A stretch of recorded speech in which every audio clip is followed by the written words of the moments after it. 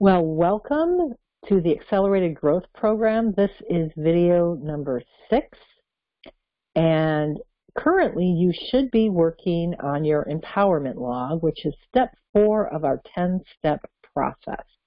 I'm hoping that you've already gotten a few entries because in this class I would like you to notice some things about your entries. But if you haven't, you'll still get a lot of the class and you'll be able to take this knowledge with you to look at some of your entries as you make them. So just a quick review. This is our 10-step accelerated growth process. What you've already done so far is keep a trigger log. Get about 10 entries in your trigger log. Then write a reflection paragraph and learn from the information that you put in your trigger log and some of the exercises we did so that you can identify an unmet need to work on and carry forth. In your empowerment log, what we're essentially working on is identifying that unmet need and looking more closely at how to get that need met. The empowerment log is crazy powerful because it gives you the power to get a need met that you've always believed in the past was scarce and almost impossible to get met. This is what the empowerment log looks like.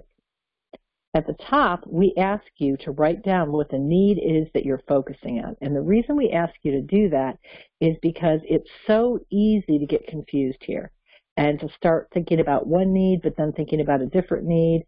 And this empowerment log is only going to work if you're focusing on one need at a time.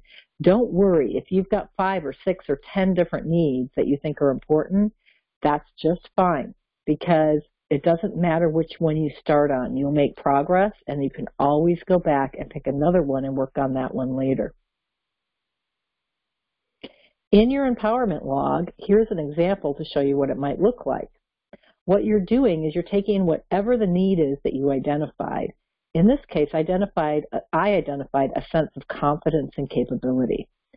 And in your empowerment log, what you're doing is you're only logging situations where you felt some degree of confidence and capability or some lack of confidence and capability. So essentially what you're doing is you're taking the whole spectrum and you're saying, when did I feel really capable? When did I feel horribly incapable?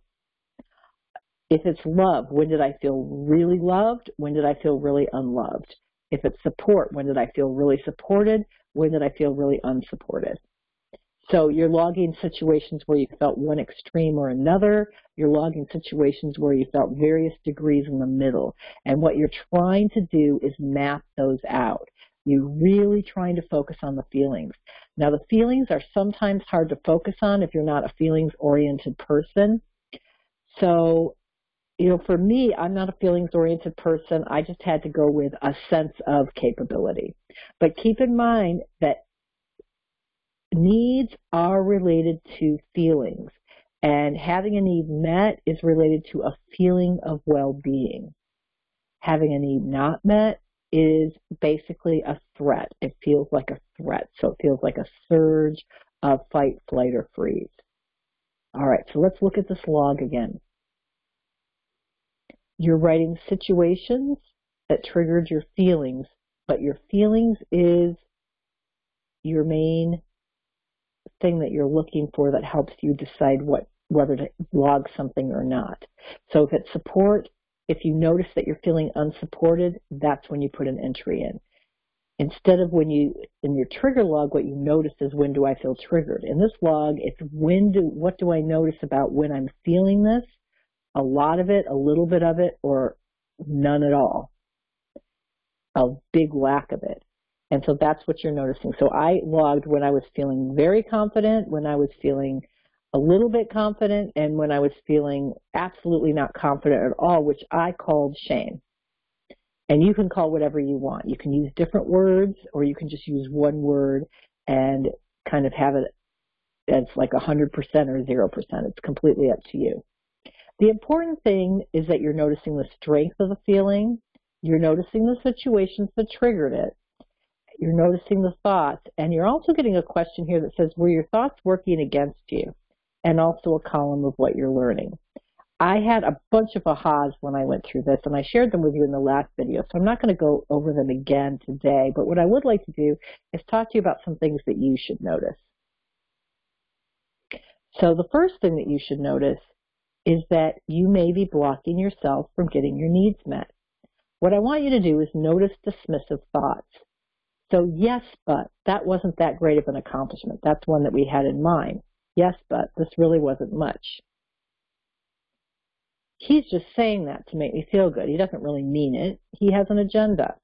She's just trying to appear nice, but the compliments aren't genuine. It doesn't matter if this person thinks a lot of me. She doesn't matter. What matters is if my boss, the president, the CEO, if they think a lot of me. It doesn't matter if I've been asked out on 5 dates this week. They've all been complete losers. So the big thing you want to notice is that you tend to dismiss that need from coming to you. The other big thing to notice is that we tend to engage in behaviors that prevent us from getting our needs met. So we might be invited to gatherings. We might have a need for being included, but we're invited to gatherings and we don't attend. We might have a need for connection, but we don't go up and talk to people who we want to be connected to. We might have a need to be heard, but when someone asks our opinion, we don't say anything. We feel uncomfortable voicing our opinion. We might have a need for help or support, but we never talk to people about what we need for them to do for us. We think they should just automatically know, and we get angry about it. Keep in mind from a couple videos ago that the reason we block our needs is because we've created sort of a protective shield. We don't trust. We feel like it's scarce in the world. So we have a scarcity belief about that need. So if we feel like respect is hard to come by, then we'll be very suspicious when someone shows us respect. We're always trying to figure out, is that fake respect or is that real respect? If we feel like love is hard to come by, then when people show us love, we're not going to just accept it as love at face value. We're going to, give it a little while because we've been burned in the past and we don't want to be burned again. Because we believe something is scarce, we tend to act as if it's scarce. But the problem with that is we tend to create a self-fulfilling prophecy through our behavior. So our fear actually creates this block.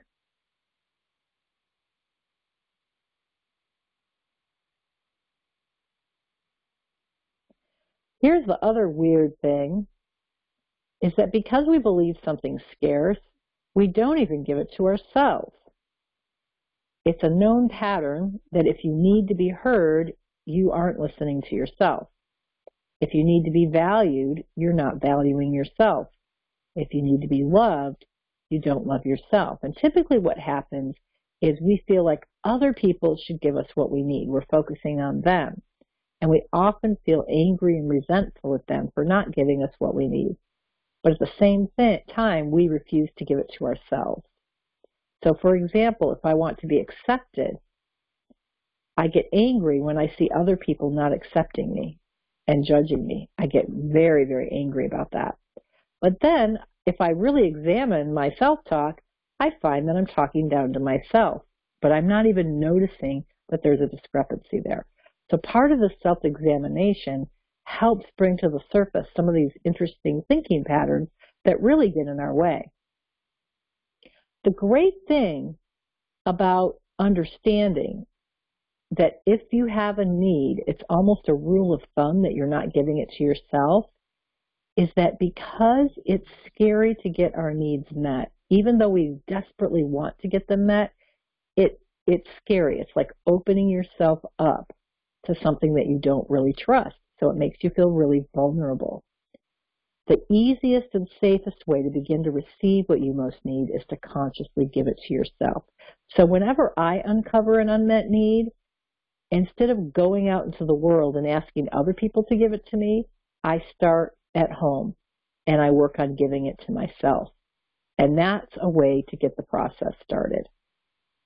So remember we had this image in another video. It's kind of like An unmet need is like being in a dark shed with the sun shining through, and those rays of light are what you desperately need, right?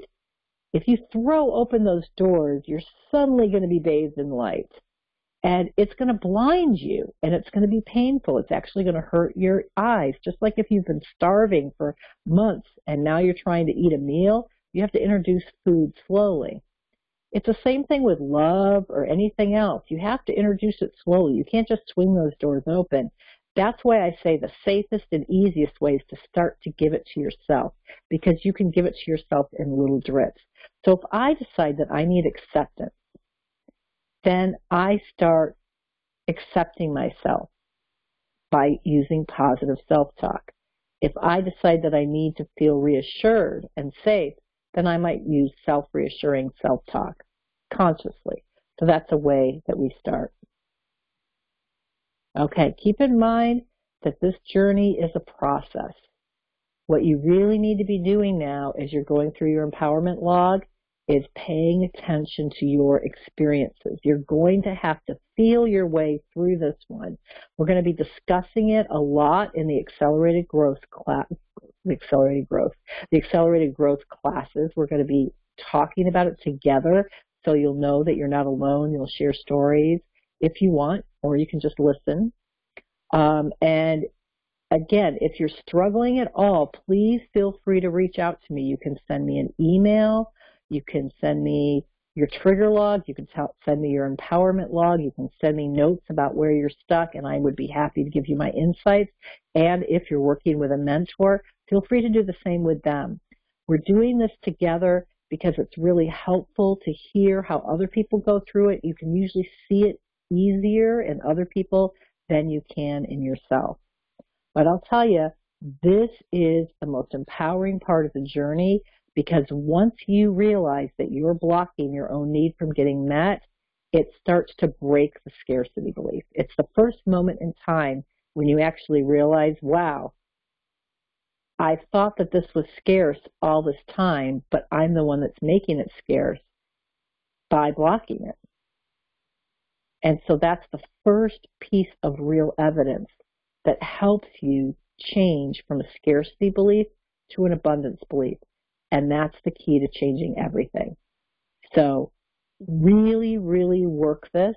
Expect it to be nebulous and confusing. Reach out. We're all here for you. And keep it up. Even if you only get a little bit and stay confused, don't get down on yourself. It's a process. But it can be done, and it can be done quickly if you just pay attention to it every single day.